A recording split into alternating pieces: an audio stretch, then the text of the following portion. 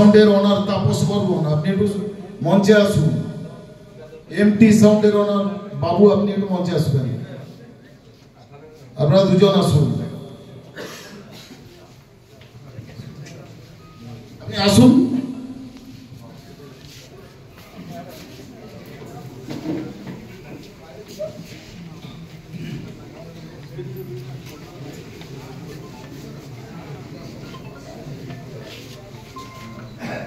আপনি তো এতদিন আমরা মঞ্চে পেয়ে গেছি বর্মন সাউন্ডের ওনার তাপস বর্মন। তো তাপস বর্মনকে আমি একটা জিজ্ঞাসা করবো যে বিগত দিনে আপনি কি ওয়ান ইউজ করেছেন, এখন যেসব আপডেট স্পিকার ইউজ করছেন, এতে আপনারা কি কি ফিডব্যাক পাচ্ছেন বা সুবিধা অসুবিধাটা সবাই জানেন, তবু আপনাদের কাছ থেকে কিছুটা বলুন। এবং স্যার আছেন, স্যারকে বলুন। নমস্কার সবাইকে। উপস্থিত মঞ্চে রয়েছেন আমার পিতৃমাতৃতুল্য লোক, ভগবান মতন শ্রদ্ধা করি যেনাকে, সরকার দা রয়েছেন। তার সঙ্গে রয়েছে আমার জন্ম লগন থেকে সাউন্ড সিস্টেম অভিজ্ঞতা, পূর্ব আলোচনা, সব কিছু সিস্টেম অনুযায়ী যিনি আমাদের দেখাশোনা করতেন, তিনি হলেন বাবুদা। আমরা কিন্তু বাবু বেড়া নামে সবাই চিনি, কারণ উনি আমাদের জন্ম লগ্ন থেকে, আমাদের পূর্ব মেদিনীপুরে যখন ছোট্ট সাউন্ড সিস্টেম চলত, উনি আমাদের বাড়িতে এসে কাজ করত।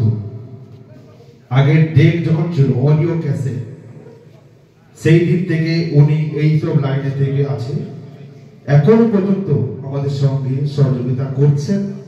এবং সাউন্ড সিস্টেম বিষয়গুলো কোনটা ভালো মন্দ, সেই সব আপডেটগুলি উনি কিন্তু পর্ব আলোচনা করছেন।